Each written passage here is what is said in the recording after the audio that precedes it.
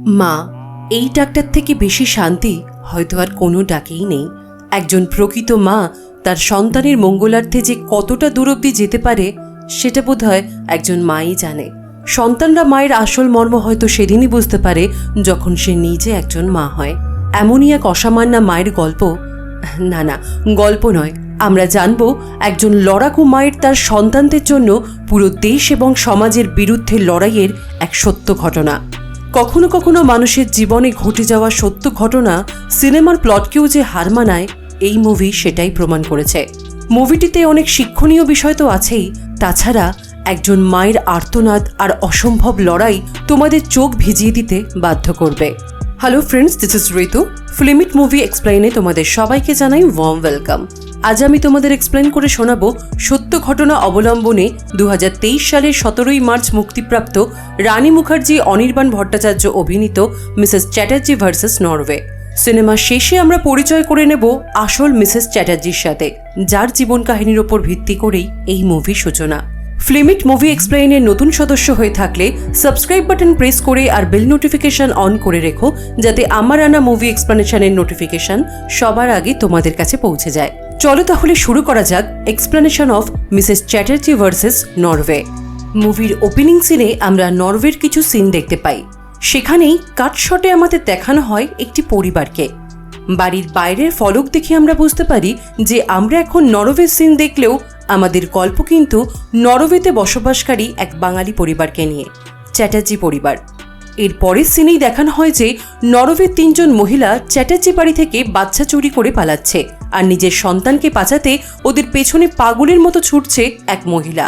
কিন্তু গাড়ির গতির সাথে পেরে না উঠে একসময় সে হার মানে। কিছুই বোঝা গেল না, তাই তো?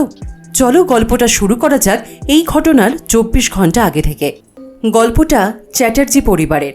অনিরুদ্ধ চ্যাটার্জি, দেবিকা চ্যাটার্জি, তাদের ছোট্ট ছেলে শুভ আর 5 মাসের মেয়ে সূচি। জন্মসূত্রে এনারা কলকাতার হলেও অনিরুদ্ধর কাজের জন্য এখন এরা নরওয়ের বাসিন্দা। আমরা দেখতে পাই নরওয়ের 2 জন মহিলা অনিরুদ্ধ আর দেবিকার বাড়িতে এসেছে। দেবিকাও তাদেরকে খুব যত্ন সহকারে আপ্যায়ন করছে। নরওয়ের এই 2 জন মহিলার নাম ম্যাটিল্ডা আর সিয়া। ম্যাটিল্ডা আর সিয়া দেবিকা আর অনিরুদ্ধর সাথে ওপর হাসি মুখ দেখালেও ওদের অঙ্গভঙ্গি থেকে বোঝা যাচ্ছে যে ওরা নিজেদের মধ্যে কিছু একটা ফোন দিয়ে আসছে। ওরা একটা নোটবুকে কিছু জিনিস নোট করছিল। এর সাথেই আমরা দেখতে পাই একটা সাধারণ ইন্ডিয়ান ফ্যামিলির নিত্য নৈমিত্তিক জীবনযাত্রা। অনিরুদ্ধ অফিসে বেরোবে, তাই দেবিকা খুবই ব্যস্ত। তার সাথে 2 বাচ্চার দায়িত্ব তো রয়েছেই। বাড়ির কাজ আর বাচ্চাদের দেখাশোনা দেবিকা একা হাতেই সামলায়। আর 5টা বাঙালি মায়ের মতো দেবিকাও তার ছেলেকে হাত দিয়েই খাবার খাওয়াচ্ছিল। কিন্তু এটা দেখে ম্যাটিল্ডা আর সিয়ার মুখের এক্সপ্রেশন বলে দিচ্ছে যে তারা ব্যাপারটাকে খুব একটা ভালোভাবে নিচ্ছে না। এটা বুঝতে পেরে অনিরুদ্ধ দেবিকাকে বলে শুভকে চামচ দিয়ে খাওয়াতে, কিন্তু দেবিকা বলে যে শুভ চামচে খেতে চায় না। অনিরুদ্ধ বলে অন্তত এখন ওদের সামনে তুমি চামচেই খাওয়াও। দেবিকা অনিরুদ্ধর কথা মানতে চায় না, কারণ লোক দেখানোর থেকে মায়ের হাতে তৃপ্তি করে শুভর শান্তিতে খাওয়াটা দেবিকার কাছে অনেক বেশি গুরুত্বপূর্ণ। অনিরুদ্ধ বেরোনোর সময় দেবিকা বাইরে আসে অনিরুদ্ধর সাথে কথা বলতে। এরপর ওদের কথোপকথনে আমরা জানতে পারি যে নরওয়ের আইন অনুযায়ী কোনো পরিবারে যদি বাচ্চা থাকে তাহলে নরওয়ে গভর্নমেন্টের শিশু সুরক্ষা দপ্তর ভেলফ্রেড থেকে সেই পরিবারের ওপর বেশ কয়েক মাস ধরে এভাবেই নজর রাখা হয়। তাদের যদি মনে হয় যে বাবা মারা ঠিকভাবে বাচ্চাদের দেখাশোনা করছে না, তাহলে তারা সেই বাচ্চাদের নিজেদের কাস্টাডিতে নিয়ে যায় এবং তারপর সেই বাচ্চাদের কোনো ভালো নিঃসন্তান দম্পতির কাছে দত্তক দিয়ে দেওয়া হয়। অনিরুদ্ধ আর দেবিকার বিগত 10 মাস ধরে ওয়েলফেয়ার থেকে এই ইভ্যালুয়েশনের সেশনগুলোই চলছে, আর সেই কারণেই ম্যাটিল্ডা আর সিয়া প্রত্যেক দিন ওদের বাড়িতে আসছে। দেবিকার একা হাতে সংসারের সব কাজ, বাচ্চাদের দেখাশোনা, শুভকে কিন্ডারগার্টেনে নিয়ে যাওয়া, অনিরুদ্ধ টিফিন রেডি করা, সকালের এত ব্যস্ততার মধ্যে ম্যাটিল্ডা আর সিয়ার ঘন্টার পর ঘন্টা ওদেরকে পর্যবেক্ষণ করার নামে ওদের প্রাইভেসি নষ্ট করার কারণে দেবিকা খুবই বিরক্ত। কিন্তু অনিরুদ্ধ বলে এই দেশে থাকতে গেলে এই নিয়মটাকে ওদের মানতেই হবে। অনিরুদ্ধ বেরিয়ে যাওয়ার পর সিয়া আর ম্যাটিল্ডাও বেরোবার উদ্দেশ্যে বাইরে আসে। বেরোনোর আগে ওরা দেবিকাকে বলে পরের দিন ওদের সিনিয়র অফিসার আসবে। দেবিকা ওদেরকে জানায় যে এই সেশনগুলোর জন্য ওর সত্যি খুব অসুবিধা হচ্ছে। তখন ম্যাটিল্ডা আর সিয়া দেবিকাকে কথা দেয় যে কালকের দিনটাই এই সেশনের শেষ দিন হবে। এটা শুনে দেবিকা তো হাঁপ ছেড়ে বাঁচে। এরপর দেবিকা শুভকে নিয়ে কিন্ডার গার্ডেনে যায়। শুভর কিন্ডার গার্ডেনে লাইফ অফ ট্রি নিয়ে একটা প্রজেক্ট করতে দেওয়া হয়েছিল। দেবিকা সেটা বানিয়েও ছিল, কিন্তু তাড়াহুড়োর মাথায় সেটা বাড়িতেই ফেলে চলে আসে। ওখানে একজন বাচ্চার হাতে প্রজেক্টটা দেখে দেবিকার মনে পড়ে যায় যে ও শুভর প্রজেক্টটা ভুল করে বাড়িতেই ফেলে এসেছে। দেবিকার এই প্রজেক্ট আনতে ভুলে যাওয়ার জন্য শুভর টিচাররা দেবিকার ওপর বেশ রেগে যায়। দেবিকা তার ভুলের জন্য শুভর টিচারের কাছে ক্ষমা চেয়ে নেয়।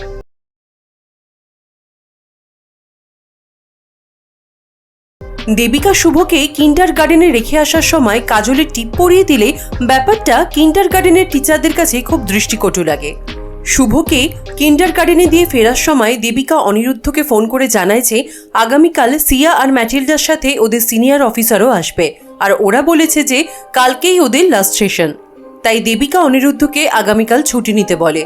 এদিকে অনিরুদ্ধ আর তার কলিগ বিশ্বর কথোপকথনে আমরা বুঝতে পারি যে বিশ্বস্ত্রী নন্দিনীকে দেবিকা ওয়েলফেয়ার অ্যাসোসিয়েশনের ফাইনাল রিভিউর ব্যাপারে সবকিছু জানিয়েছে। এই কথা শুনে অনিরুদ্ধর এক্সপ্রেশনটা কেমন যেন একটা পাল্টে যায়। পরের দিন সকালে সিয়া আর ম্যাটিল্ডার সাথে তাদের সিনিয়র অফিসার অ্যালিস চ্যাটার্জি বাড়িতে আসে। অ্যালিস প্রথমেই অনিরুদ্ধকে কিছু প্রশ্ন করে। অ্যালিস অনিরুদ্ধকে বলে যে অনিরুদ্ধ দেবিকাকে ঘরের কাজে, মানে রান্না করা, ঘর পরিষ্কার করা, বাচ্চাদের দেখাশোনা করা, এসবে কখনোই সাহায্য করে না, তাই তো? এই কথা শুনে অনিরুদ্ধ তো বেশ চাপে পড়ে যায়। একটু ইতস্তত করে অনিরুদ্ধ বলে যে আসলে আমি বাইরে চাকরি করি, রোজগার করি, আর দেবিকা ঘর সামলায়। অ্যালিস বলে কিন্তু আপনার ওয়াইফ কি এই ব্যবস্থাতে স্বচ্ছন্দ বোধ করেন? অনিরুদ্ধ বলে হ্যাঁ, দেবিকা নিশ্চয়ই এই ব্যাপারে স্বচ্ছন্দ বোধ করে, যদি না ওকে কেউ উস্কে থাকে। অনিরুদ্ধ দেবিকাকে জিজ্ঞেস করে তুমি কি এদের কাছে আমার ব্যাপারে কমপ্লেন করেছো? দেবিকা বলে না তো। অনিরুদ্ধ বলে তুমি জানো এরা কারা? দেবিকা বলে কিন্তু আমি তো কিছু বলিনি। অনিরুদ্ধ দেবিকার ওপর রেগে গিয়ে ওর একটা আর্জেন্ট কাজের নাম করে ওপরে চলে যায়। দেবিকা ওদের সবার সামনে একটু অস্বস্তিতে পড়ে যায়। এর মধ্যে ওদের মেয়ে সূচি কান্নাকাটি শুরু করলে দেবিকা ওকে সামলাতে ব্যস্ত হয়ে পড়ে। ম্যাটিল্ডা বলে ওদেরকে এখান থেকে শুভর কিন্ডার গার্ডেনে যেতে হবে, তারপরেই ওদের সিনিয়র অফিসার রিলিজ হতে পারবে। তাই ওরা দেবিকাকে বলে অনিরুদ্ধকে ডাকতে, ওরা সূচিকে সামলে নেবে। ওদের কথা শুনে দেবিকা সূচিকে ওদের কাছে রেখে ওপরে অনিরুদ্ধকে ডাকতে যায়। দেবিকা অনিরুদ্ধকে তার রাগের কারণ জিজ্ঞেস করে। অনিরুদ্ধ বলে এখন থেকে কি আমাকে খাবারও বানাতে হবে? দেবিকা বলে আরে আমি তো ওদেরকে এটা বলিনি, ওরা বুঝতে ভুল করেছে। আমি বলেছি তুমি বাইরে ঘন্টার পর ঘন্টা কাজ করো আর আমি ঘর সামলাই। আর স্ত্রীকে ঘরের কাছে সাহায্য করার মধ্যে খারাপ কি আছে? এর মধ্যে ঝগড়া করারই বা কি আছে? বিশ্বও তো নন্দিনীকে ঘরের কাজে সাহায্য করে। বিশ্ব আর নন্দিনীর কথা শুনেই অনিরুদ্ধ আরো রেগে যায়। অনিরুদ্ধ দেবিকাকে বলে তুমি আবার নন্দিনীর সাথে যোগাযোগ করছো? এইসব কথাবার্তার মাঝেই দেবিকা ওপরের ঘরের জানলা দিয়ে দেখতে পায় ম্যাটিল্ডা, সিয়া আর অ্যালিস সূচিকে নিয়ে কোথায় একটা চলে যাচ্ছে। এটা দেখতে পেয়েই দেবিকা ওদের পেছনে দৌড়তে শুরু করে। অবস্থা সুবিধার নয় বুঝতে পেরে অনিরুদ্ধও দেবিকার পেছনে যায়। দেবিকা নিচে গিয়ে দেখে ওরা সূচিকে নিয়ে গাড়ির ভেতরে ঢুকে পড়েছে, আর গাড়িটা ভেতর থেকে লক করা। দেবিকা পাগলের মতো ওদেরকে আটকানোর চেষ্টা করে, কিন্তু দেবিকার কোনো আর্তনাদ না শুনেই ওরা গাড়ি স্টার্ট দিয়ে দেয়। দেবিকা গাড়ির পেছনে ছুটতে শুরু করে, কিন্তু হঠাৎ করেই পা পিছলে পড়ে যায়। দেবিকার পেছনে অনিরুদ্ধ গাড়ি নিয়ে চলে আসে। দেবিকা আর অনিরুদ্ধ দুজনে মিলে শুভর কিন্ডার গার্ডেনে যায়। সেখানে গিয়ে ওরা দেখে ভেতর থেকে কিন্ডার গার্ডেনের দরজা লক করে দেওয়া হয়েছে। সিকিউরিটি কিছুতেই ওদেরকে ঢুকতে দেয় না। ওরা বাইরে থেকেই দেখতে পায় সিয়া, ম্যাটিল্ডা আর অ্যালিস কিন্ডার গার্ডেনের টিচারদের থেকে শুভকে নিয়ে যাচ্ছে, এবং কিন্ডার গার্ডেনের টিচাররাও তাদেরকে সহযোগিতা করছে। দেবিকা আর অনিরুদ্ধ হাজার চিৎকার চেঁচামেচি করেও ওদেরকে আটকাতে পারে না। সিয়া, ম্যাটিল্ডা আর অ্যালিস শুভ আর সূচিকে নিয়ে ওখান থেকে চলে যায়। একসাথে দুই সন্তানকে হারানোর যন্ত্রণায় দেবিকা ওখানেই মাথা ঘুরে পড়ে যায়। দেবিকার যখন জ্ঞান ফেরে তখন দেবিকা দেখে যে সে কিন্ডার গার্ডেনের রেস্টরুমে রয়েছে। অনিরুদ্ধ আর দেবিকার সাথে নরওয়ের ওয়েলফেয়ার অ্যাসোসিয়েশনের দোভাষীর সাথে আলাপ করিয়ে দেওয়া হয়, যিনি কিনা দেবিকা এবং অনিরুদ্ধকে নরওয়ের ভাষার ইন্ডিয়ান ট্রান্সলেট করে শোনাবে। ওনার নাম হারমান মেহতা। উনি অনিরুদ্ধ আর দেবিকাকে জানান যে শুভ আর সূচি এখন ওনাদের কাস্টাডিতে রয়েছে। দেবিকা উত্তেজিত হয়ে বলে আপনাদের আন্ডারে আছে মানে? আমার মেয়ের বয়স মাত্র 5 মাস, ও ব্রেস্ট ফিডিং করে, আর আমার ছেলে শুভও আমার হাত ছাড়া খায় না। মিস্টার মেহতা ওদেরকে বলেন যে উইলফ্রেড থেকে 10 সপ্তাহের ইভ্যালুয়েশন আর আজ ওদের সাথে সাইকিয়াট্রিস্টের মিটিংয়ে উইলফ্রেড অ্যাসোসিয়েশন ডিসিশন নিয়েছে যে অনিরুদ্ধ আর দেবিকা বাবা মা হিসেবে স্টেবল নয়। ওরা ওদের সন্তানদের ঠিকভাবে দেখাশোনা করতে পারছে না, তাই ওদের বাচ্চাদের কাস্টাডি এখন থেকে উইলফ্রেড অ্যাসোসিয়েশনের। অনিরুদ্ধ আর দেবিকা ওদের বাচ্চাদের ফেরত নেওয়ার জন্য কমিটি হিয়ারিং করতেই পারে, কিন্তু ততদিন ওদের বাচ্চারা উইলফ্রেডের আন্ডারেই থাকবে। দেবিকা হাত জোর করে মিস্টার মেহতাকে বলে, আপনারা যেভাবে বলবেন আমি সেভাবেই নিজেকে তৈরি করে নেব। আমি আমার বাচ্চাদেরকে সেভাবেই মানুষ করব। শুধু আমার বাচ্চাদেরকে আমার কাছে ফিরিয়ে দিন। মিস্টার মেহতা অনিরুদ্ধকে বলে, নরওয়ে গভর্নমেন্ট থেকে ওনাদের জন্য ইন্ডিয়ান অ্যাডভোকেট দেওয়া হচ্ছে। এই খরচাটা নরওয়ে গভর্নমেন্টই বিয়ার করবে। অ্যাডভোকেটের নাম সুনীল কাপুর। মিস্টার মেহতা সুনীল কাপুরের ভিজিটিং কার্ড দিয়ে অনিরুদ্ধকে তার সাথে যোগাযোগ করতে বলে। এদিকে দেবিকা অনিরুদ্ধকে কিছু না বলেই ওয়েলফেয়ারের অফিসে চলে যায়, কিন্তু দেবিকার হাজার অনুরোধ সত্ত্বেও সিকিউরিটি গার্ড দেবিকাকে ভেতরে যেতে দেয় না। তাছাড়া সিকিউরিটি গার্ড দেবিকাকে বলে যে বাচ্চাদেরকে এখানে রাখা হয় না, তাদেরকে চাইল্ড কেয়ারে রাখা হয়। দেবিকা চাইল্ড কেয়ারের ঠিকানা জিজ্ঞেস করলে সিকিউরিটি গার্ড বলে চাইল্ড কেয়ারের ঠিকানা সে জানে না, এগুলো কনফিডেন্সিয়াল। দেবিকা হতাশ হয়ে রাস্তায় বসে পড়ে। অনিরুদ্ধ দেবিকাকে খুঁজতে খুঁজতে ওয়েলফেয়ারের অফিসের সামনে এসে দেবিকাকে খুঁজে পায়। অনিরুদ্ধ দেবিকাকে বলে, আমরা আমাদের বাচ্চাদের ঠিকই ফেরত পাবো। নরওয়ে গভর্নমেন্ট থেকে আমাদের একজন অ্যাডভোকেট দেওয়া হয়েছে, তিনি আমাদের হয়ে কেস লড়বেন। দেবিকা বলে, কিন্তু গভর্নমেন্টের অ্যাডভোকেট তো গভর্নমেন্টের হয়ে কথা বলবে, আমাদের একজন প্রাইভেট অ্যাডভোকেট হায়ার করা উচিত। অনিরুদ্ধ জানায় প্রাইভেট অ্যাডভোকেট হায়ার করতে প্রচুর টাকা লাগবে, সেটা অনিরুদ্ধর পক্ষে কখনোই দেওয়া সম্ভব নয়। দেবিকা বলে, যত খুশি টাকা লাগে লাগুক, আমি শুধু আমার বাচ্চাদেরকে ফেরত পেতে চাই, আমি আর কিচ্ছু জানতে চাই না। অনিরুদ্ধ দেবিকাকে দোষারোপ করে বলে, তোমার তো একটাই শুধু কাজ ছিল, বাচ্চাদেরকে সামলানো, তুমি সেটাও ঠিক করে করতে পারলে না। ঘর বাড়ি এত অগোছালো ছিল, ওরা এই সব কিছু নোটিস করেছে, তোমার ভুলের জন্যই আমরা বাচ্চাদের হারিয়েছি। অনিরুদ্ধ দেবিকাকে বলে, তুমি জানো এসবের জন্য আমার এই দেশের সিটিজেনশিপ পেতে কত অসুবিধা হতে পারে, আমার কেরিয়ারে কত প্রবলেম হতে পারে। দেবিকা বলে, ঠিক আছে মেনে নিচ্ছি আমার ঘর গোছানো ছিল না, তাই বলে কি ওরা বাচ্চা উঠিয়ে নিয়ে যাবে? আর তুমি এখনো তোমার সিটিজেনশিপ নিয়ে পড়ে আছো। আমি যে কোনো মূল্যে আমার বাচ্চাদেরকে ফেরত পেতে চাই, আর কোনো কিছু জানার কোনো আগ্রহ আমার নেই। বাচ্চাদের চিন্তায় দেবিকা সারা রাত চোখের পাতা এক করতে পারে না। পরের দিন সকালে দেবিকার বাবা মা দেবিকাকে ফোন করলে দেবিকা তাদের কাছে কান্নায় ভেঙে পড়ে।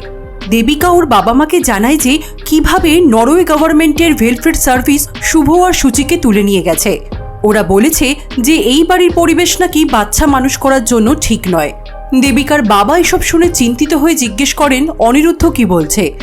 দেবিকা বলে, অনিরুদ্ধ আর কি বলবে, সবকিছুর জন্য আমাকেই দায়ী করছে। দেবিকা রাগ করে বলে, অনিরুদ্ধ তো এই দেশের সিটিজেনশিপ পাওয়া ছাড়া আর কোনো কিছুই চোখে দেখতে পায় না। দেবিকা ওর বাবা মাকে জানায় যে নরওয়ে সরকার থেকে ওদের জন্য একজন অ্যাডভোকেট দেওয়া হচ্ছে ওদের হয়ে কেস লড়ার জন্য। এটা শুনে দেবিকার বাবা বলেন, কিন্তু তোদের তো একজন প্রাইভেট অ্যাডভোকেট হায়ার করা উচিত ছিল। দেবিকা বলে, তুমি তো এই ফ্যামিলিকে জানোই বাবা, এদের সব কিছু ফ্রিতে চাই। দেবিকার বাবা দেবিকাকে সান্ত্বনা দিয়ে বলে, যদি কোনো টাকা পয়সা লাগে বা যে কোনো সাহায্য লাগে তুই আমাকে জানাস। দেবিকা প্রচণ্ড মানসিকভাবে বিধ্বস্ত ছিল বলে ওর আর কথা বলতে ভালো লাগছিল না, তাই পরে ফোন করবে বলে দেবিকা ফোনটা কেটে দেয়। দেবিকা শুভ আর সূচির নাম ধরে চিৎকার করে কাঁদতে শুরু করে। দেবিকার মনে পড়ে যায় বিয়ের পর প্রথম অনিরুদ্ধর হাত ধরে নরওয়েতে আসার দিনগুলো, কত সুন্দর ছিল ওদের সেই সময়গুলো। তারপর একে একে দেবিকার কোলে শুভ আর সূচি আসে। সাজানো সংসার, দুই সন্তান, সবকিছু নিয়েই খুব সুন্দর কাটছিল দেবিকার সময়গুলো। কিন্তু হঠাৎই একদিন এক নিমিষে সবকিছু অন্ধকার হয়ে যায়। পরের দিন ওরা অ্যাডভোকেট সুনীল কাপুরের চেম্বারে যায়। সুনীল কাপুর একজন ইন্ডিয়ান হওয়ার সুবাদে ওরা কিছুটা হলেও আশার আলো দেখতে পায়। দেবিকা সুনীল কাপুরের কাছে প্রথম থেকে কি কি হয়েছিল সবকিছু খুলে বলে। ওরা সূচিকে নিয়ে ইন্ডিয়া থেকে ফেরার পর থেকেই সিয়া আর ম্যাটিল্ডা ওদের বাড়িতে আসতে শুরু করে। প্রথম দেবিকার খুব আনকমফোর্টেবল লাগলেও পরের দিকে দেবিকা ওদের সাথে ফ্যামিলি মেম্বারের মতোই ব্যবহার করত। দেবিকা ভাবতেও পারেনি যে ওরা এভাবে কিডন্যাপারদের মতো ওদের বাচ্চাদেরকে তুলে নিয়ে যাবে। সুনীল কাপুর ওদেরকে জানায় যে দেবিকার বাচ্চাদের চামচ দিয়ে না খাইয়ে হাত দিয়ে খাওয়ানো, বাচ্চাদেরকে ওদের সাথে এক বিছানায় শোয়ানো, বাচ্চাদের কপালে কাজলের টিপ পরিয়ে দেওয়া, অনিরুদ্ধর ঘরের কাজে দেবিকাকে সাহায্য না করা, এই অ্যালিগেশনগুলোই ওদের এগেনস্টে আনা হয়েছে। এসব শুনে দেবিকা বলে, এই দেশের লোকজন কি পাগল নাকি? মায়ের হাতে খাবার খেলে সেই খাবার অমৃত হয়ে যায়, এটা আমরা সবাই জানি। আর বাঙালিদের সব খাবার কি চামচ দিয়ে খাওয়ানো যায়? আমরা তো ভারতীয়, আমাদের দেশে তো সব মারাই তাদের সন্তানদের এভাবেই মানুষ করে। অনিরুদ্ধ দেবিকাকে অ্যাডভোকেটের সাথে এভাবে কথা বলতে বারণ করে। সুনীল কাপুর বলেন, না না ঠিক আছে, ওনাকে বলতে দিন, আমি জানি আপনাদের মানসিক অবস্থা এখন কীরকম। অ্যাডভোকেট বলেন, দেখুন ওরা অলরেডি আপনাকে আনফিট মাদার বলে ডিক্লেয়ার করেছে, এরপর ওরা ভীষণভাবে চেষ্টা করবে আপনাকে পাগল প্রমাণ করতে, কিন্তু আপনারা চিন্তা করবেন না, আপনারা ডেফিনেটলি আপনাদের বাচ্চাদের ফেরত পেয়ে যাবেন। কিন্তু আমি আপনাদেরকে সাজেস্ট করব, বাচ্চাদেরকে ফেরত পেয়ে যাওয়ার পর আপনারা হয় ইন্ডিয়াতে ফিরে যান, আর না হলে ইউরোপের অন্য কোনো কান্ট্রিতে শিফট করুন। কারণ এখানে থাকলে ওয়েলফেয়ার আপনাদের পেছনে পড়েই থাকবে আর সবসময় চেষ্টা করবে কিছু না কিছু সমস্যা তৈরি করার। সুনীল কাপুরের কথাগুলো শুনেই দেবিকা কিছুটা হলেও আশার আলো দেখতে পায়, কারণ বাচ্চাদেরকে কাছে রাখতে দেবিকা এক কথায় নরওয়ে ছাড়তে রাজি। কিন্তু নরওয়ে ছেড়ে চলে যেতে হবে শুনে অনিরুদ্ধর মুখের এক্সপ্রেশনটা কেমন যেন পাল্টে যায়। কারণ আর কিছুদিনের মধ্যেই অনিরুদ্ধর এই দেশের সিটিজেনশিপ পাওয়ার কথা, এই সুযোগ সে কোনো মূল্যেই হাতছাড়া করতে চায় না। তাহলে কি অনিরুদ্ধর কাছে তার সন্তানদের থেকে কেরিয়ার আর নরওয়ে সিটিজেনশিপটাই বেশি ইম্পর্ট্যান্ট? ওয়েলফেয়ার থেকে একদিন পরে শুভ আর সূচির সাথে অনিরুদ্ধ আর দেবিকার দেখা করার পারমিশন দেওয়া হয়। দেবিকার ভীষণ ইচ্ছা করছিল আজকেই শুভ আর সূচিকে দেখতে, কিন্তু অনিরুদ্ধ দেবিকাকে বলে নিজেকে সামলাতে, কারণ এখানে যেটা রুলস সেটা ওদেরকে মানতেই হবে। পরের দিন ওদেরকে শুভ আর সূচির সাথে দেখা করতে দেওয়া হয়। খুব স্বাভাবিকভাবেই 3 দিন পরে শুভ আর সূচিকে দেখতে পেয়ে দেবিকা আনন্দ আর কষ্টের মিশ্র অনুভূতিতে কেঁদে ফেলে। কিন্তু ওয়েলফেয়ারের তরফ থেকে দেবিকাকে বাচ্চাদের সামনে কাঁদতে বারণ করা হয়, কারণ এতে নাকি বাচ্চাদের মনে খারাপ প্রভাব তৈরি হবে। আবারও দেবিকাকে বাচ্চাদের থেকে আলাদা করে দেওয়া হয়। দেবিকা শুভকে ভোলানোর জন্য বলে যে শুভ যদি এখানে ভালো ছেলে হয়ে থাকে তাহলে এরা শুভকে ডিজনিল্যান্ডে নিয়ে যাবে। শুভ আর সূচির চোখের আড়াল হয়ে যেতেই দেবিকা কান্নায় ভেঙে পড়ে। সন্তান কাছে থেকেও তাকে কাছে না পাওয়ার এই কষ্টটা যে কতটা নির্মম তা হয়তো সত্যিই ভাষায় প্রকাশ করা যায় না। দেবিকার এই দুঃসময় দেবিকার পাশে থাকতে ওর বাবা মা নরওয়েতে চলে আসে। এরপর 2 সপ্তাহ কেটে যায়। 2 সপ্তাহ পরে প্রথম কমিটি হিয়ারিংয়ের ডেট দেওয়া হয়। হিয়ারিংয়ের ডেটে অ্যাডভোকেট সুনীল কাপুর কমিটিকে বোঝাবার চেষ্টা করে যে দেবিকা আর অনিরুদ্ধ যেভাবে ওদের বাচ্চাদেরকে মানুষ করছে সেটাতে কোনো ভুল নেই, কারণ ওনারা ইন্ডিয়ান ফ্যামিলি, আর ইন্ডিয়াতে বাচ্চাদেরকে এভাবেই মানুষ করা হয়। মায়ের নিজের হাতে সন্তানকে খাইয়ে দেওয়া, বাচ্চাদেরকে নিয়ে একসাথে ঘুমোনো, খারাপ কিছুর নজর থেকে বাঁচাতে কাজলের টিপ পরানো, এগুলো সব কিছুই ইন্ডিয়ান কালচার। এর সাথে বাচ্চাকে ঠিকভাবে যত্ন না করার কোনো সম্পর্ক নেই, বরং এভাবেই ইন্ডিয়ান ফ্যামিলিতে মায়ের সাথে সন্তানদের বন্ডিং তৈরি হয়। শিশু সুরক্ষার নামে বাচ্চাদেরকে তার বাবা মায়ের থেকে আলাদা করে দেওয়াটা কখনোই ঠিক নয়। সবকিছু বুঝতে পেরে কমিটি ওয়েলফেয়ারের অভিযোগকে অযৌক্তিক এবং অকার্যকর ঘোষণা করে। কমিটি থেকে ওয়েলফেয়ারকে নির্দেশ দেওয়া হয় যে 24 ঘন্টার মধ্যে বাচ্চাদেরকে তাদের বায়োলজিক্যাল বাবা মায়ের কাছে ফেরত দিতে হবে। কমিটির এই অর্ডার শুনে দেবিকা আর অনিরুদ্ধ তো যেন হাতে স্বর্গ পায়। 24 ঘন্টা পরে ওরা সবাই শুভ আর সূচিকে নিতে ওয়েলফেয়ার অফিসে যায়। দেবিকা বাচ্চাদেরকে কাছে পাওয়ার আনন্দে এতই খুশি হয়েছিল যে শুভ আর সূচিকে নিয়ে গান গাইতে শুরু করে। কিন্তু দেবিকার এই খুশি খুব বেশিক্ষণ স্থায়ী হয় না। ওরা ওয়েলফেয়ার অফিসে পৌঁছালে ম্যাটিল্ডা ওদেরকে জানায় যে গতকালের কোর্টের অর্ডারে স্টে অর্ডার করা হয়েছে, বাচ্চাদেরকে আজকে ওদেরকে ফেরত দেওয়া হবে না, কারণ শুভর স্কুলের অন্য একজন পেরেন্ট জানিয়েছে যে দেবিকা নাকি মানসিকভাবে সুস্থ নয়, আর ওদের বাড়ির পরিবেশও বাচ্চা মানুষ করার জন্য স্বাভাবিক নয়, তাই আবার হিয়ারিং হবে। এসব শুনে দেবিকা পাগলের মতো করতে থাকে। ওয়েলফেয়ার অফিসের এক প্রান্ত থেকে আরেক প্রান্তে ছোটাছুটি করে শুভ আর সূচিকে খুঁজতে থাকে। সেখানে অনেক বাচ্চা থাকলেও দেবিকা শুভ আর সূচিকে খুঁজে পায় না। অনিরুদ্ধ আর দেবিকার বাবা দেবিকাকে জোর করে বাড়ি নিয়ে যাওয়ার চেষ্টা করে, কিন্তু সেই সময় দেবিকা সত্যিই মানসিক স্থিতি হারিয়ে ফেলে অদ্ভুত আচরণ করতে শুরু করে, কারণ এই অবস্থায় কোনো মায়ের পক্ষেই বোধহয় মানসিকভাবে স্ট্রং থাকাটা সম্ভব ছিল না। সিয়া আর ম্যাটিল্ডা এই সুযোগের পূর্ণ সদ্ব্যবহার করে, দেবিকার এই পাগলামিগুলোর ভিডিও করে নেয়। ফেরার পথে দেবিকা সুনীল কাপুরকে ফোন করে জিজ্ঞেস করে যে আজ উনি ওয়েলফেয়ার অফিসে ছিলেন না কেন, ওয়েলফেয়ার অফিস থেকে ওদের বাচ্চাদের ফেরত দেওয়া হয়নি। সুনীল কাপুর জানায় যে তিনি ইন্ডিয়ান হওয়ার কারণে অনিরুদ্ধ আর দেবিকার প্রতি ইমোশনালি অ্যাটাচ হয়ে যাওয়ার কারণে এই কেস থেকে তাকে সরিয়ে দেওয়া হয়েছে।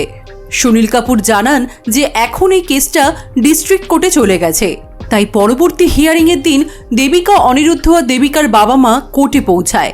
সেখানে গিয়ে ওরা দেখে একজন নতুন অ্যাডভোকেটকে দেওয়া হয়েছে, তার নাম ড্যানিয়েল চিউপিক। হিয়ারিংয়ের সময় ড্যানিয়েল দেবিকার হয়ে কেস জেতার যথেষ্ট চেষ্টা করে, কিন্তু ওয়েলফ্রেডের একটার পর একটা সাজানো এবং অতিরঞ্জিত করা প্রমাণের কাছে ড্যানিয়েল পেরে ওঠে না। ওয়েলফ্রেডের অ্যাডভোকেট দেবিকাকে মেন্টালি আনফিট এবং আনস্টেবল প্রমাণ করার চেষ্টা করে। শুভর স্কুলের টিচার এবং একজন পেরেন্ট বলে যে দেবিকা শুভর প্রতি একেবারেই কেয়ারিং নয়। শুভর প্রজেক্ট জমা দিতে সবসময় দেবিকা লেট হতো। 10 সপ্তাহের ইভ্যালুয়েশনের সময় সিয়া আর ম্যাটিল্ডা একটা ভিডিও করেছিল, যেখানে দেখা যাচ্ছে দেবিকা শুভকে ঘরের বাইরে বের করে দিয়ে দরজা বন্ধ করে দেয় এবং শুভ কান্নাকাটি করা সত্ত্বেও দেবিকা শুভকে ঘরে ঢুকতে দেয় না। দেবিকা এসব দেখে সিয়া আর ম্যাটিল্ডাকে বলে, তোমরা কেন জেনে শুনে এভাবে মিথ্যে কথা বলছো? তোমরা জানো সেদিন শুভ কাচের গ্লাস ভেঙে ফেলেছিল, তাই ওর পায়ে যাতে কাঁচ ঢুকে না যায় তাই আমি সেদিন ওকে বাইরে রেখেছিলাম। কিন্তু সবকিছু জেনেও সিয়া আর ম্যাটিল্ডা চুপ করে থাকে। স্বাভাবিক, কারণ তাদের উদ্দেশ্যই ছিল দেবিকাকে খারাপ মা প্রমাণ করার। এছাড়াও আমরা এখানে জানতে পারি যে অনিরুদ্ধর এগেনস্টে অফিসিয়ালি ডোমেস্টিক ভায়োলেন্সের কেস করা হয়েছিল, আর সেই কেসটা করেছিল অনিরুদ্ধর কলিগ বিশ্ব আর তার স্ত্রী নন্দিনী। মুভির শুরুর দিকে আমরা দেখেছিলাম নন্দিনীর সাথে যোগাযোগ করা নিয়ে অনিরুদ্ধ দেবিকার ওপর চোটপাট করছিল। এখন আমরা তার কারণটা বুঝতে পারলাম। অনিরুদ্ধ দেবিকার ওপর ফিজিক্যাল টর্চার করত এবং সেটা দেখেই বিশ্ব আর নন্দিনী অনিরুদ্ধর এগেনস্টে ডোমেস্টিক ভায়োলেন্সের কেস করেছিল। কিন্তু আজকের এই কেসের জন্য অনিরুদ্ধর এগেনস্টের এই ডোমেস্টিক ভায়োলেন্সের কেসটাও একটা বড় শত্রু হয়ে দাঁড়ালো। এত সব সাজানো এবং জোরালো প্রমাণের কাছে ড্যানিয়েলের ইমোশনাল ট্রায়াল স্বাভাবিকভাবেই থোপে টিকল না। কেসটা দেবিকার এগেনস্টে যাচ্ছে বুঝতে পেরে দেবিকা অস্থির হয়ে ওঠে, আরও আনস্টেবল ব্যবহার করে ফেলে ওয়েলফ্রেডের অ্যাডভোকেটের সুবিধা করিয়ে দেয়। ওদের প্রমাণ করতে আরও সুবিধা হয় যে দেবিকা মেন্টালি পুরোপুরি আনফিট এবং আনপ্রেডিক্টেবল। কোর্টের রায় দেবিকার বিপক্ষে চলে যায়। দেবিকা বিচারকের কাছে অনেক অনুনয় বিনয় করে বলে যে আমি আপনাদের সমস্ত নিয়ম মেনে একজন ভালো মা হওয়ার সব রকম চেষ্টা করব, কিন্তু দয়া করে আপনারা আমার সন্তানদের আমার কাছে ফিরিয়ে দিন। শুভ আমার হাতে ছাড়া খায় না, আমার মেয়ে সূচি মাত্র 5 মাসের বাচ্চা, সে এখনো ব্রেস্ট ফিড করে, ওরা আমাকে ছাড়া কি করে থাকবে? আর আমি তো ওদেরকে ছেড়ে থাকতে হলে মরেই যাব। কিন্তু বিচারক দেবিকার কথার তো কোনো গুরুত্ব দেয়ই না, বরং কোর্টের নিয়ম না মেনে এভাবে বারবার কথা বলা দেবিকার আরও বিপক্ষে চলে যায়। নিয়মের বেড়াজালে একজন অসহায় মায়ের আকুল আর্তনাদ বড্ড ঠুনকো প্রমাণিত হয়। অরিজিনাল সিনেমাটা দেখলে এই অংশটিতে রানী মুখার্জির অভিনয় আপনাকে কাঁদতে বাধ্য করবে। দেবিকাকে আবারও হতাশ হয়ে বাচ্চাদেরকে ছাড়াই খালি হাতে বাড়ি ফিরতে হয়। বাড়ি ফিরে দেবিকা কোনো কিছুতেই মন বসাতে পারে না। সূচি যেহেতু ব্রেস্ট ফিডিংয়ে ছিল, তাই দেবিকা ওর ব্রেস্ট মিল্ক পাউচে স্টোর করে ওয়েলফ্রেডের চাইল্ড কেয়ারে দিয়ে আসতো, যাতে ওরা সেটা সূচিকে খাইয়ে দেয়। কিন্তু দেবিকার থেকে ব্রেস্ট মিল্কের পাউচগুলো সংগ্রহ করলেও ওরা সেগুলো সূচিকে না দিয়ে নষ্ট করে ফেলতো। এদিকে দেবিকা নরওয়ে সিস্টেম অনুযায়ী যথাসম্ভব চেষ্টা করে নিজেকে আপগ্রেড করে ভালো মা হয়ে উঠতে। এভাবেই 2 মাস কেটে যায়। নন্দিনী যেহেতু অনিরুদ্ধর এগেনস্টে দেবিকার হয়ে ডোমেস্টিক ভায়োলেন্সের কেস করেছিল, তাই অনিরুদ্ধ দেবিকাকে নন্দিনীর সাথে সমস্ত রকম যোগাযোগ করতে বারণ করে দেয়। নন্দিনী লুকিয়ে দেবিকার সাথে যোগাযোগ করে। নন্দিনী দেবিকার সাথে রাবিয়া নামের একজন মহিলার দেখা করায়। রাবিয়া একজন অ্যাডভোকেট হলেও যেহেতু তার ডিগ্রি নরওয়েতে কোনো রিকগনিশন নেই, তাই সে এখানে একটা দোকান চালায়। রাবিয়ার সন্তানকেও ওয়েলফ্রেড নিজেদের কাস্টাডিতে নিয়ে নিয়েছে। রাবিয়া দেবিকাকে জানায় যে ওয়েলফ্রেড আসলে বাচ্চাদেরকে নিয়ে ব্যবসা করে। প্রথমে গরিব দেশগুলো থেকে টাকার লোভ দেখিয়ে একটার পর একটা ফ্যামিলিকে এখানে নিয়ে আসা হয়। তারপর ইচ্ছে করে সেই বাবা মাদের খারাপ প্রমাণ করে তাদের বাচ্চাদেরকে উঠিয়ে নিয়ে যাওয়া হয়, কারণ প্রতি বাচ্চা পিছু নরওয়ে গভর্নমেন্ট থেকে ওয়েলফ্রেড প্রচুর টাকা পায়। এইভাবেই ওয়েলফ্রেড শিশু সুরক্ষার নামে একটা খারাপ চক্র চালাচ্ছে। আর এই চক্রের সাথে ওয়েলফ্রেডের কর্মীরা ছাড়াও স্কুলের টিচার, অ্যাডভোকেট সবাই যুক্ত আছে। রাবিয়া দেবিকাকে জানায় যে সে একজনের মাধ্যমে জানতে পেরেছে শুভ ওখানে একদম ভালো নেই, আর দেবিকার দেওয়া ব্রেস্ট মিল্ক ওরা সূচিকে দেয় না। রাবিয়া দেবিকাকে শুভর একটা ভিডিও দেখায় যেটা ওরা লুকিয়ে তুলেছে। সেখানে শুভ বলছে, মা আমি ডিজনিল্যান্ডে যেতে চাই না, আমি বাড়ি যেতে চাই। এসব দেখে দেবিকার বুকটা কষ্টে ফেটে যায়। দেবিকা অনিরুদ্ধর কাছে গিয়ে সব ঘটনা খুলে বলে, কিন্তু অনিরুদ্ধ দেবিকার এসব কথা বিশ্বাস করতে চায় না।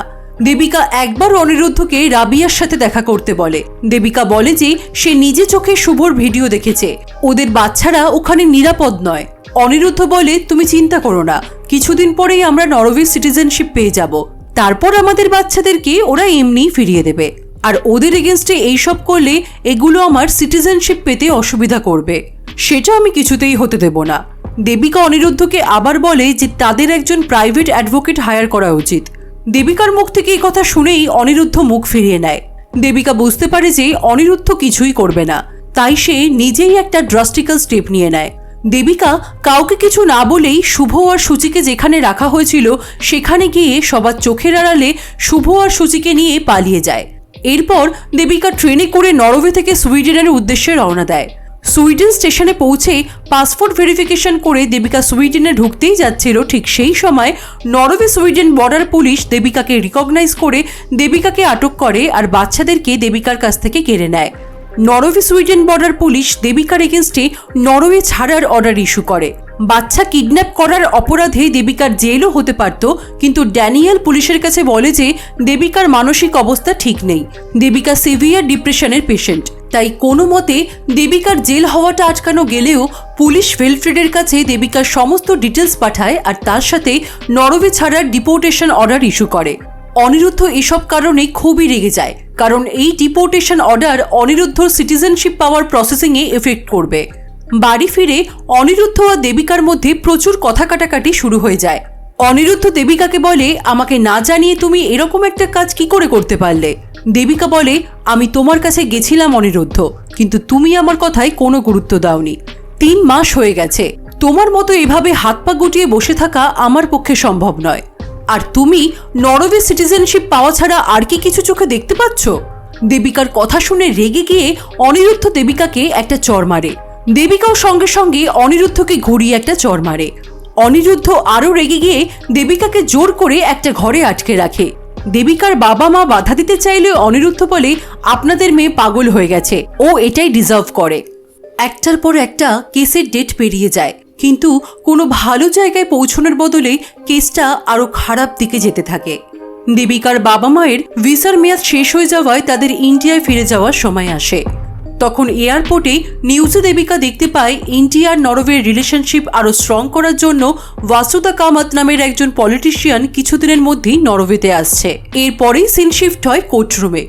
এই কেসের ডেটে ড্যানিয়েল দেবিকার পক্ষে যুক্তি দিয়ে কেসটাকে একরকম প্রায় জিতিয়েই এনেছিল।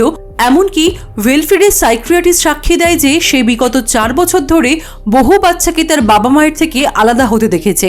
ওয়েলফেয়ার বাচ্চাদের সাথে ভালো ব্যবহার করে না। দেবিকার ছেলে শুভ ওখানে খুব খারাপ অবস্থায় আছে। সে দিনরাত তার মায়ের কাছে যাওয়ার জন্য কান্নাকাটি করে, কিন্তু ওয়েলফেয়ারের লোকরা তাকে একটা অন্ধকার ঘরে আটকে রাখে। যেহেতু উনি লুকিয়ে এইসবের একটি ভিডিও করেছিলেন, তাই তার থেকে ফোনটা কেড়ে নিয়ে এভিডেন্সটা ডিলিট করে দেওয়া হয় এবং তাকে চাকরি থেকে বরখাস্ত করা হয়। ওয়েলফেয়ারের সাইকিয়াট্রিস্টের এই সাক্ষ্য দেবিকার এই কেসটা জিতে যাওয়ার জন্য একটা আশার আলো তৈরি করে। কিন্তু ওয়েলফেয়ারের অ্যাডভোকেট এক মুহূর্তেই দেবিকার ওয়েলফেয়ার অফিসে প্যানিক করার ভিডিও এবং সুইডেন বর্ডারে পুলিশদের ওপর অ্যাটাক করার ভিডিও পেশ করে কেসটাকে একেবারে ঘুরিয়ে দেয়। বিচারক দেবিকাকে মেন্টালি আনস্টেবল এবং আনফিট বলে ঘোষণা করেন, তাই তার কাছে কোনো মতেই বাচ্চাদেরকে ফেরত দেওয়া হবে না। বাচ্চারা তাদের 18 বছর না হওয়া অবধি নরওয়ে সরকারের অধীনেই থাকবে এবং বাচ্চাদেরকে এই মুহূর্তেই নরওয়ের কোনো ভালো দম্পতির কাছে অ্যাডপশন দেওয়া হবে। বাচ্চাদেরকে ফিরে পাওয়ার শেষ আশাটাও শেষ হয়ে যায় দেবিকার। হতাশ হয়ে দেবিকা বাড়ি ফিরে দেখে তার শ্বশুর শাশুড়ি এবং দেওর এসেছে। শ্বশুর বাড়ির মানুষদের থেকে দেবিকার এক্সপ্রেশন বলে দিচ্ছে আগে থেকেই দেবিকার তার শ্বশুর বাড়ির সাথে সম্পর্কটা ভালো না। দেবিকা তার শাশুড়িকে প্রণাম করতে গেলে দেবিকার শাশুড়ি তাকে খোঁটা দিয়ে বলে যে তোমার মতো এরকম অদ্ভুত মা আমি কখনো দেখিনি, নিজের বাচ্চাদেরই আগলে রাখতে পারলে না। পরের দিন দেবিকা কাউকে কিছু না বলেই ভাসুদা কামাতের কনফারেন্সে চলে যায়। সেখানে গিয়ে দেবিকা তার সাথে হওয়া সমস্ত অন্যায়ের কথা খুলে বলে। প্রথমে দেবিকার কথাকে গুরুত্ব না দেওয়া হলেও পরে ভাসুদা কামাতের সম্মতিতে দেবিকার সব কথা শোনা হয়। দেবিকা বাড়ি ফিরে আসার পর অনিরুদ্ধর ফোনে একটা ফোন আসে আর আমরা জানতে পারি যে সূচির শরীরটা ভালো নেই। তাই দেবিকা আর অনিরুদ্ধ শুভ আর সূচিকে এখন যে বাবা মায়ের কাছে রাখা হয়েছে তাদের কাছে যায়। দেবিকা দেখে এনারা শুভ আর সূচিকে খুব ভালো রেখেছেন। দেবিকা সূচিকে ব্রেস্ট ফিট করায়। যারা শুভ আর সূচিকে অ্যাডপ্ট করেছে সেই মহিলা দেবিকাকে বলে, প্লিজ ওদেরকে আমার কাছ থেকে কেড়ে নিও না। দেবিকা ওনাকে বলে, আমি জানি তুমি খুব ভালো মা হতে পারবে, কিন্তু প্লিজ আমার শুভ আর সূচিকে আমার কাছে ফিরিয়ে দাও। যেহেতু সূচির বয়স 6 মাস ক্রস করে গেছিল, তাই ভারতীয় নিয়ম অনুযায়ী অন্নপ্রাশন হয়। তাই দেবিকা সূচির মুখে একটু ভাত ছুঁয়ে দেয় আর সেই মহিলাকে বলে, এখন থেকে তুমি সূচিকে সলিড ফুড দিতে পারো। ওদিকে ভাসুদা কামাত ইন্ডিয়াতে ফিরে গিয়ে ইন্ডিয়া নরওয়ে চুক্তি বাতিল করার প্রস্তাব আনে। ভাসুদা দেবিকার ঘটনাটা উল্লেখ করে বলে যে কোনো অন্য দেশ কি করে বলে দিতে পারে যে আমরা আমাদের বাচ্চাদের কিভাবে মানুষ করব। ভাসুদা নরওয়ে গভর্নমেন্টের উদ্দেশ্যে বাচ্চাদেরকে এই মুহূর্তে তাদের পরিবারের কাছে ফিরিয়ে দেওয়ার দাবি করে, না হলে ইন্ডিয়া কোনোভাবে নরওয়ের সাথে কোনো রকম সম্পর্কে জড়াবে না। এরপর থেকে এই ঘটনা নিয়ে একদিকে ইন্ডিয়া, আরেকদিকে নরওয়েতে ইন্ডিয়ান প্রবাসীরা উত্তাল হয়ে ওঠে। ভেলফ্রেডকে কিডন্যাপার বলে সম্বোধন করা হয়। অবস্থা বেগতিক দেখে ভেলফ্রেড আবার ছক কষে। মিস্টার মেহতা অনিরুদ্ধর ভাই অনুরাগকে ডেকে বলে যে তুমি দেবিকা চ্যাটার্জিকে কনভিন্স করো যে তুমি বাচ্চাদেরকে দত্তক নেবে।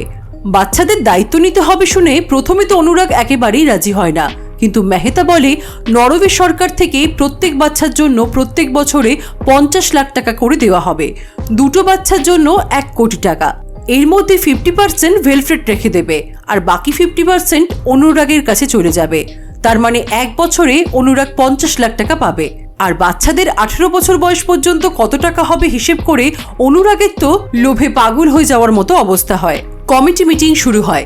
মিস্টার মেহতা বলে, ইন্ডিয়া থেকে প্রেশার আসছে যে শুভ আর সূচিকে আপনাদের হাতে তুলে দিতে হবে, কিন্তু আমরা এখনো মনে করি যে আপনি মা হিসেবে মেন্টালি আনফিট, তাই আমরা আপনাদেরই কোনো রিলেটিভকে আপনাদের বাচ্চাদের অ্যাডপশন দিতে পারি। দেবিকা চিন্তায় পড়ে গেলেও একটু ভেবে বলে যে তাহলে আমার বাবা মার কাছে অ্যাডপশন দিয়ে দিন, কিন্তু মেহতা বলে 50 বছরের ওপরে কোনো কাপলের কাছে অ্যাডপশন দেওয়া যাবে না। অনুরাগ মেহতার কথা মতো বলে যে সেই অ্যাডপশন নিতে রাজি আছে, কিন্তু দেবিকা কিছুতেই অনুরাগ বা ওর শ্বশুরবাড়ির কারোর হাতে বাচ্চাদেরকে তুলে দিতে রাজি হয় না। অনিরুদ্ধও অনুরাগের কাছে অ্যাডপশন দিতে সম্মত হয় না।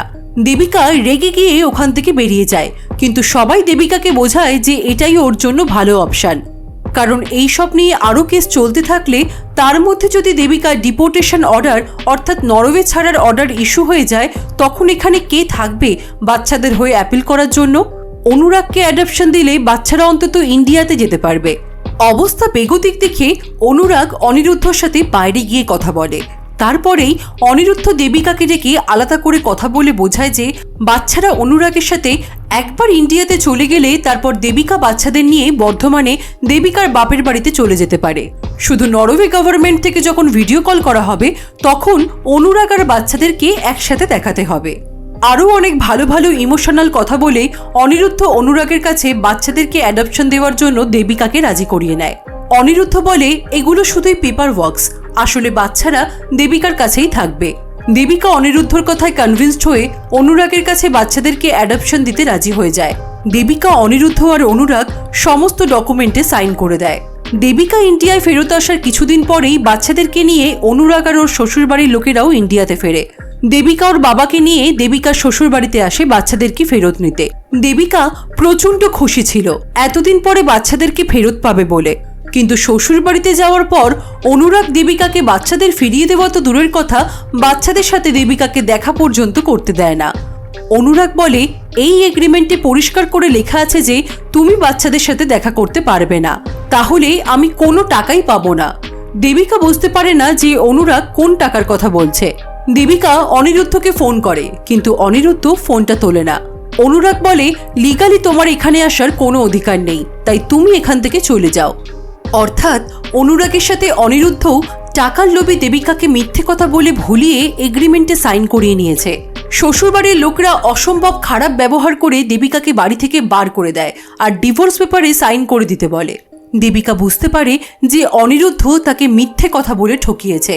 কিছুদিন পর দেবিকা আবার বাচ্চাদের জন্য কিছু চকলেট নিয়ে দেখা করতে গিয়ে দেখে তার শ্বশুরবাড়ির লোকজন বাড়ির বাইরে গুন্ডা বসিয়েছে যাতে দেবিকা বাড়িতে ঢুকতে না পারে।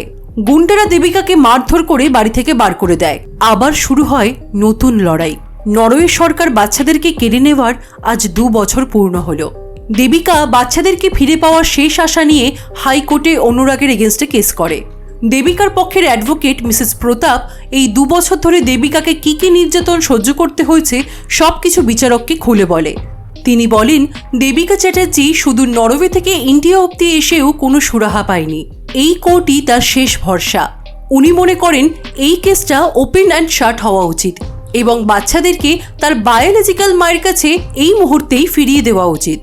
কারণ সিপিসিআর অর্থাৎ child welfare association and commission for protection of child rights Debika চ্যাটার্জির শ্বশুরবাড়িতে সার্ভে করতে গিয়ে দেখেছে যে বাচ্চাদের প্রচণ্ড খারাপ অবস্থাতে রাখা হয়েছে এবং ওনাদের বাড়ির পরিবেশও বাচ্চা মানুষ করার জন্য একেবারেই উপযুক্ত নয়। মিসেস প্রতাপ এই সিপিসিআর রিপোর্ট আদালতে পেশ করে। কেসটা হয়তো সত্যিই ওপেন অ্যান্ড শাট হতো, কিন্তু এরপরই হঠাৎ করেই অপ্রত্যাশিতভাবে আমরা দেখতে পাই নরওয়ে গভর্নমেন্টের তরফ থেকে ড্যানিয়েল চিউপেককে অ্যাডভোকেট হিসেবে পাঠানো হয়েছে। এটা দেখে মিসেস প্রতাপ বলেন, যে কেউ এসে এভাবে দাবি করলে সে নিশ্চয়ই কোর্টে সওয়াল জবাব করতে পারে না।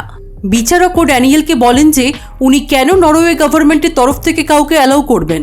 ড্যানিয়েল বলে, আমাকে অ্যালাউ করার 3টে কারণ আছে, যদিও সবকিছু লেটারে মেনশন করাই আছে, তবুও আমি মুখে বলছি।